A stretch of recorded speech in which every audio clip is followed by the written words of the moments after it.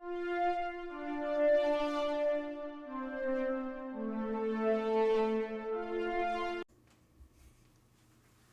are happy to announce that this episode of the SWW show is partially brought to you by Humble Bundle. Well, not really. We are part of the Humble Bundle referral program, and we just wanted to say that if you like really cheap games and maybe helping charity pending the Humble thing going on, all you have to do is go to humblebundle.com/partner equals SWW. That's right, humblebundle.com/partner equals SWW. And you just do your normal stuff, and it just kind of helps us get a couple bucks here and there. Maybe it helps AJ get his lights, maybe it's Mike camera, maybe we actually pay Corey for helping us out. But again, if you're going to go buy games anyway, it might be worth checking out. Hello everyone and welcome back to one of these interview episodes of the SWW show. I'm Mike, and today with me two special guests in what I'm assuming is going to be sounds like a pretty lively interview. To get us started, wow. Do you guys mind introducing yourself, and then whoever goes second, just more broadly about the game we're here to talk about? Yeah, age before beauty. Go ahead, Jordan. Awesome. You know, I was kind of hoping I had to go first, so you can go over the game, whatever. My name's Jordan. I am one half of Symbiosis Games. I am the art director. We wear many hats, so I take responsibility for anything visual or creative aspect of the game. Anything you see on the surface is my doing.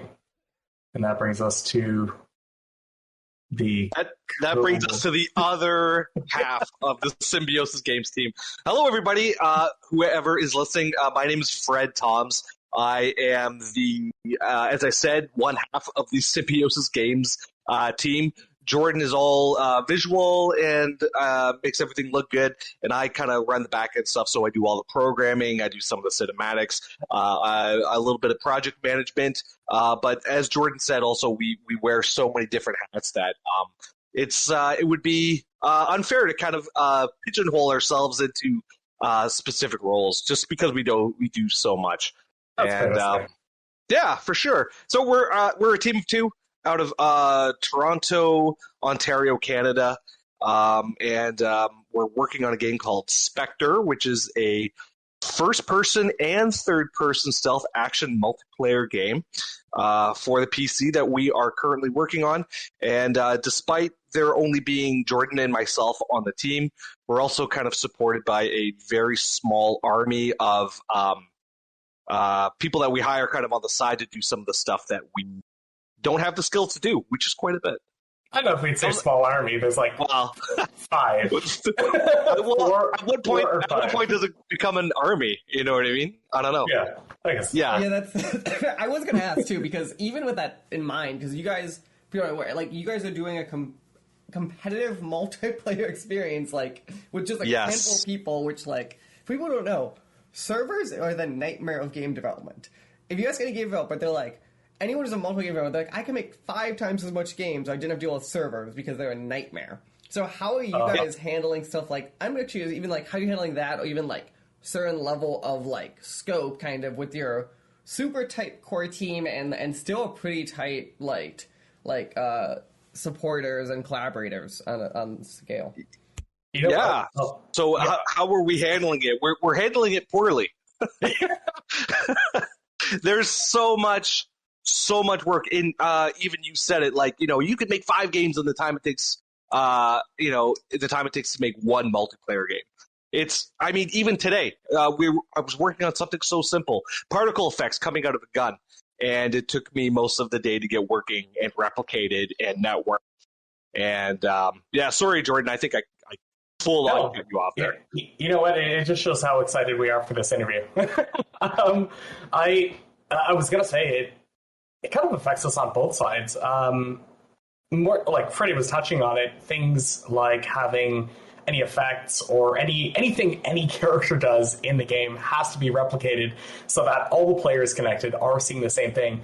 On my side of things, more specifically like map design, I need to make something that's fun for both sides to play, and balance as well. Because our Reapers, the one side, is, I wouldn't say limited, but they're in the first-person perspective. They can't climb or vault over obstacles, things like that, whereas our Spectres can. So even having a multiplayer map, like, I need to develop a map that's interesting enough to play in the first person and run around, but also fun from that third-person kind of added dynamic, added dimension side of things. That makes perfect sense. Like, for example, we kind of came into this issue. We were working on a new elevator system, actually, maybe in the last couple months or whatever. And in this new elevator system, as the Reaper played in first-person perspective, you can go into the elevator and push a button, and it's all good. But when you're playing in the third-person perspective as, like, the Spectre, that gameplay experience doesn't really translate like it does, you know, when you're playing in the first-person perspective. Like, you know, reaching forward and choosing a button from the third-person perspective is really difficult, if not possible. So it, you know, kind of how everything is designed has to keep in mind that the game is played in both first-person and third-person perspective. Yeah, that's so. I do want to jump in if you guys don't mind a second on this one. Of course. Hey, you're the host, so I do appreciate it. But the first and third perspective is something I do want to dig in on because you don't like, there are very few games where you see something like that happen, and especially where my understanding is, like, both the players are around the same scale size. So it's not even like a scenario where, like, hey, yes, this guy's third person, but he's 10 times bigger, so it's a way different control scheme. It's, like, similar humanoid-esque, like, sizing, and I'm kind of curious, was there ever moments where you're just, like, oh, I think this is fine, and you guys went in for playtesting and were like, oh, no, this is broken for at least first or third or some combination of both of them? Absolutely. Yeah, we have a lot of experience with going in, playing our game, and realizing everything's broken. You know, one example that I immediately think of off the top of my head is in one of our previous maps that we had during our Steam Next Fest demo, the Spectres would spawn kind of above the map, and they would zipline into the map. However, the Reapers from anywhere, although they weren't able to reach the spawn, they would be able to spawn snipe the Spectres as they spawned into the map. That was a problem. Yeah. We quickly patched that and, threw up some... Yeah, I was going to say, what did we do? We added like a fucking tree or something, right? So you couldn't snipe them? Is that what we did? Added a tree? Not just that. I did add, obscure the spawn a bit so that there was no direct line of sight from the Reapers on the ground to the Spectre spawn above. But also, as a kind of additional step and safeguard, we added a collision box in front of there where you couldn't shoot people, snipe people down from there as the Spectres, and also the Reapers anywhere on the map wouldn't be able to look up and snipe the Spectres. I think that's the way we got around that one. Before we get too deep into this, I'll just intro what the heck a Spectre and Reaper is for people that kind of don't know. So our game, you know what? We'll go back to trade up. I'm actually looking at your videos, so I completely forgot. I'm okay, I understand which one is which. So yeah. Fair enough. But for people driving or whatever, they're like, I have no idea what these guys are talking about. But so Spectre is the name of our game, and it is a multiplayer game, as we've already talked about. It features essentially two characters: the Spectres, yes, same as the title, which are stealthy ninja type characters, and they are played in the third person perspective. The other side of that coin are the Reaper characters, and they are played in a first person perspective, kind of like Call of Duty. And so what Spectre is it's a stealth action multiplayer game where the Spectres, the ninja stealthy people, go in, they try to hack the objectives placed around the map, and as a Reaper, you're heavily armed. It is your job to stop those stealthy infiltrators. And that's basically the game. It's like a competitive thing. You know, you start off the game as the Spectres or Reapers. You play a match, and then it switches over, and then you play the other side. And after those two matches, that's kind of how the winner is determined. So I hope that gives some people a baseline perspective on what our game is. Yeah, in a nutshell, yeah, it's an asymmetrical stealth action multiplayer, 2v2. There you go. One side's, yeah, that's it. One side's first person, second side is third person, so they have a little more spatial awareness, the Spectres. Spatial awareness point. While they're navigating the map. They're able the to... third person seems like they would have some sort of at least baseline advantage, which I assume you guys have to do stuff to kind of counter. Well, yeah, you know what? I would call it an advantage, but for every advantage, there's a disadvantage. For example, our Spectres, yes, they do have that spatial awareness. They're in the third person. They can see more of what's going on around them. However, they are non-lethal, or they have non-lethal weapons. There are certain ways to kill a Reaper.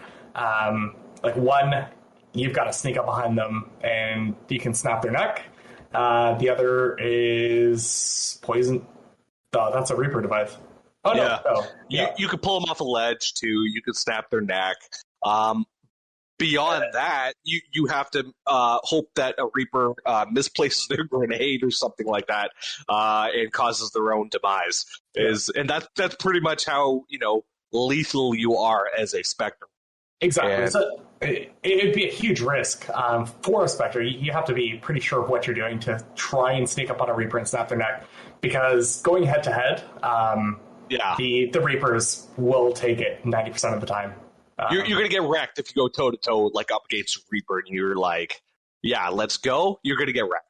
It's just how it is. The Spectres are pretty fragile, but they like. I'm curious with that then, right? So obviously you guys have seen a lot of internal and external testing at this point. If I put a room of just new people together, should I just assume the Reapers are going to win, and then as people get skills, the Spectres have a chance? Or is it more balanced in that way that I'm kind of picturing? You know what? So the default winning team, if let's just say nobody picks up a controller, everybody logs in and they just put the controllers down, the default win is the Reapers, right? Because the Spectres, it's imperative on them to go and hack the objectives. So in a way, in my opinion, and maybe your opinion's a little bit different, Jordan, but in my opinion, like the Reapers are a little bit easier to kind of get into right away. Everybody's played a first-person shooter. Everybody's played Call of Duty. And those mechanics should automatically, instantaneously feel very comfortable for anybody that's played, video games. The Spectres, on the other hand, I mean, they're a little bit more complicated. They have, they can place cameras around the map. They can climb. They can hide. They can dive. And on top of all those extra mechanics, it's also your job as a Spectre to go hack the objectives. And if you don't, you fail. So it probably is a little bit, more difficult as the Spectres in certain circumstances. What do you think, Jordan? Yeah, you know what? I would absolutely agree with you. And for very much the reasons you said, like people are already pretty acclimated to the first-person shooter, the controls, and I guess how to play that. Whereas with the Spectres, you're more on the defensive side, where you want to use that stealth and misdirection to get around the map. Not to say the Reapers don't require some strategy or additional kind of planning and thinking, because they can set traps as well. But the Spectre, you kind of want to be mindful of not only where the Reapers are, but how you think or how you would expect them to react to, either alarms you're setting off or gadgets you're setting down, things like that.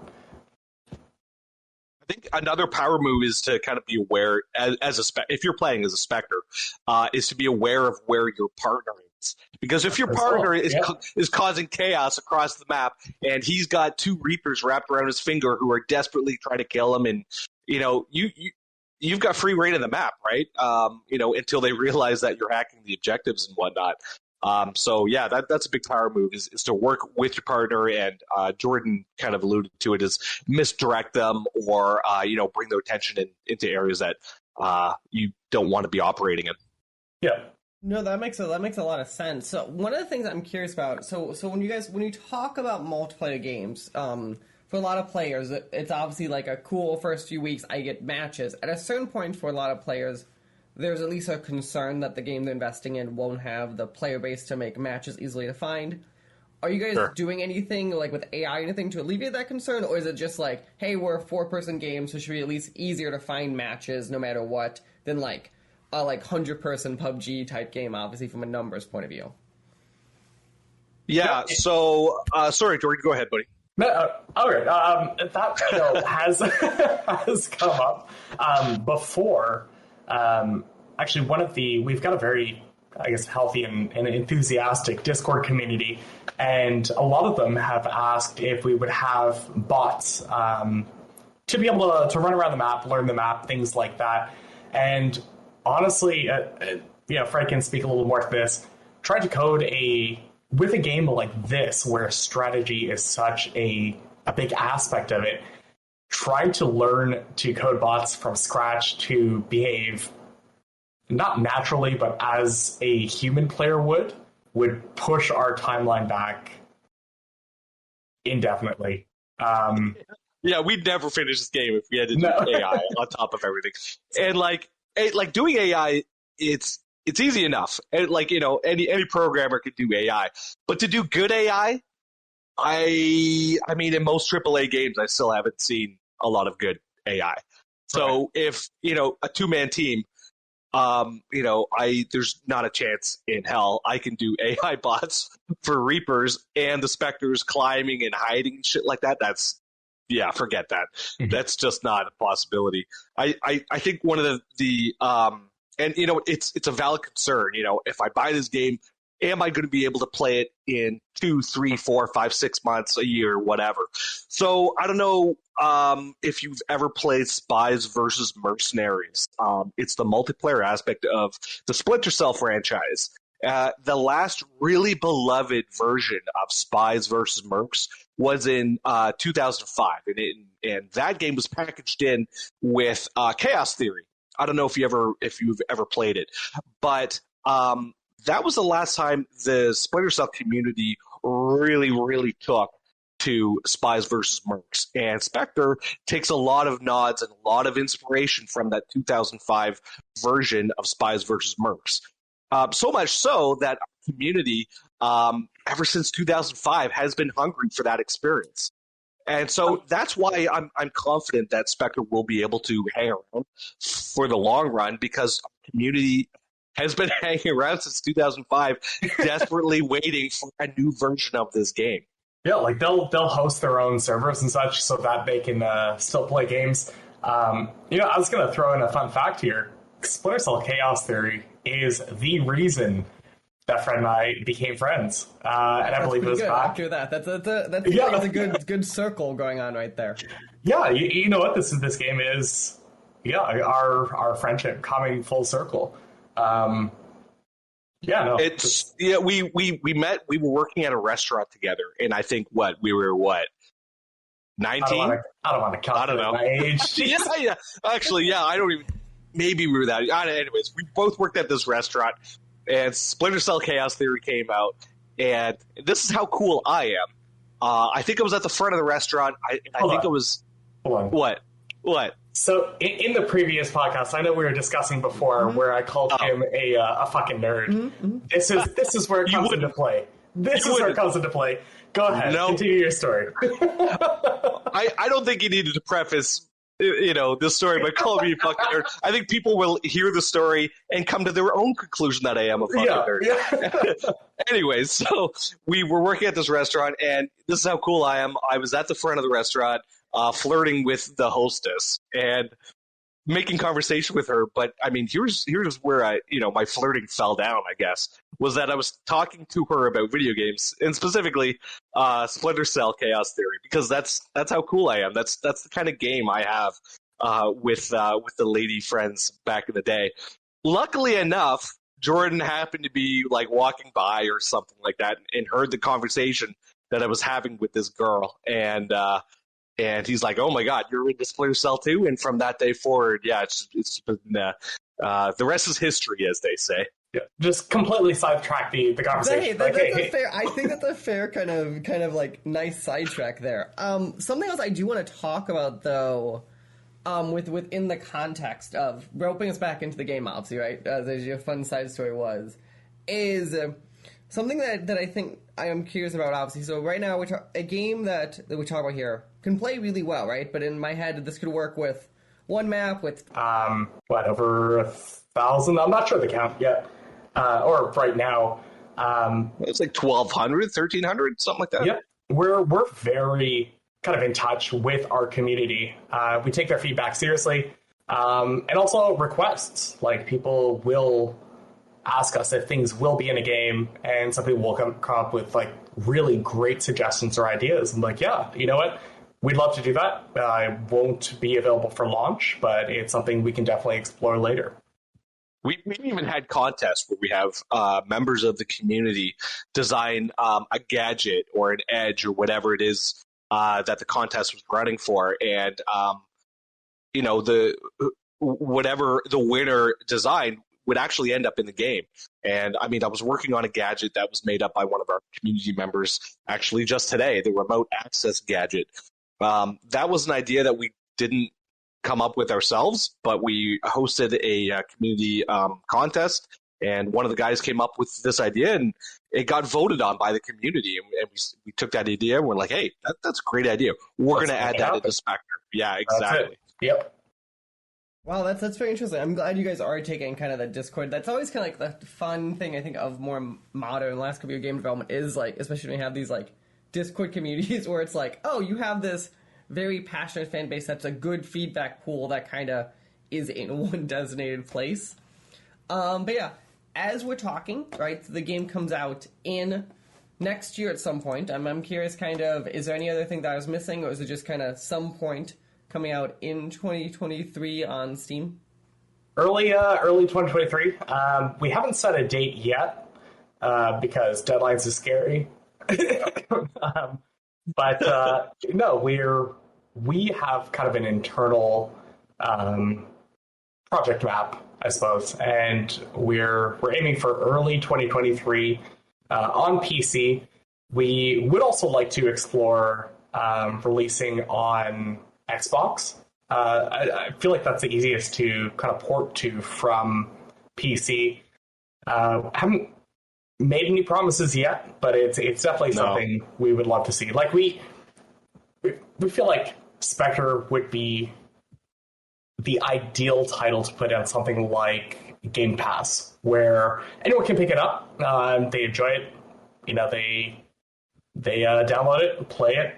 Have them join the community and all that. Yeah, for sure. Like I think Spectre would be a good entry on Games Pass as well. I'm going to touch on our deadlines here. So, Q1 2023. Yeah, fingers crossed and all that. We don't. One of our fortes, and we have several, but one of sticking to and meeting deadlines is certainly not one of our greatest strengths. If you notice, we have a Reaper trailer out. It's the second trailer we actually came out with, and at the end of it says Spectre 2021, and it's embarrassing to see now because it's just checking my watch here. Yeah, it's almost 2023. So, and you know what? Come to think of it, when we initially started this project, I gave us a timeline of about 3 months. Really wild. Yeah. So, I'm like, you know what? We'll have this done in 3 months, buddy. No problem. And I've kind of stuck to that 3-month timeline throughout the project. Like, 6 months ago, it was, buddy, we're going to be done in 3 months. Don't even worry about it. Today, it's like, quarter one, 3 months. We'll have it done. And I don't know. It just goes on and on. To put this into perspective, so we started during COVID. Fred reached out to me. He hadn't touched a little more onto it, but he was like, you know what? How would you feel about making a game together? And being best friends, I'm like, and then not being able to hang out and such. I'm like, yeah, you know what? Let's do it. Let's do it. And he told me, he was like, yeah, you know what? It'll be easy. We'll be done in 3 months. And no big deal. This is me never having touched the Unreal Engine in my life. I downloaded it for the first time. He's like, yeah, 3 months, 3 months. I'm like, I don't know if that's feasible. Like, I've got to learn some stuff. It's just a small multiplayer game. No, it's just a small multiplayer game, man. Dude, there's only 2 characters. and everybody's got masks on. We don't have to do voice. We don't have to do facial animations. Buddy, yeah, it's a quick project. Not a problem. We'll have it out the door in 3 months. 3 years later. Yeah. Exactly. That's pretty good. Jesus, what have we done? But you know what, the entire thing, because it's kind of our first crack at having our own dev studio, making our own game where we kind of call the shots on all the decisions, things like that.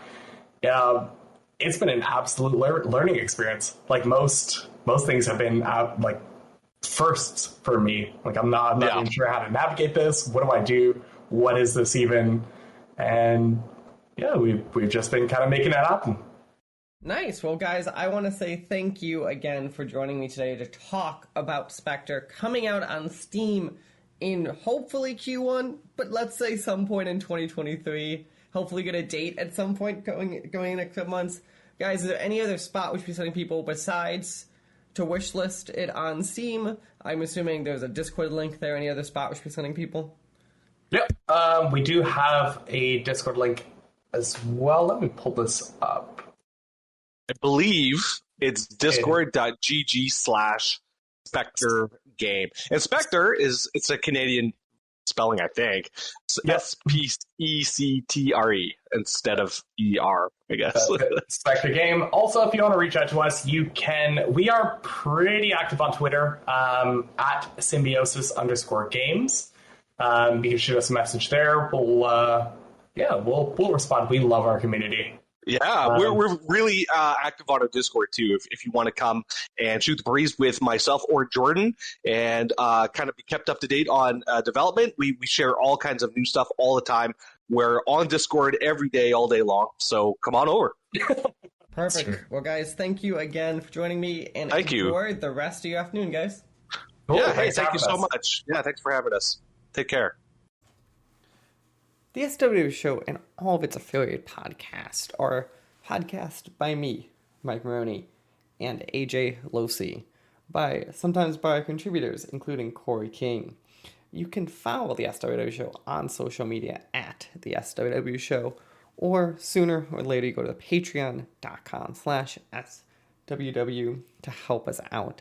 Thank you, and we hope you enjoy the rest of your day.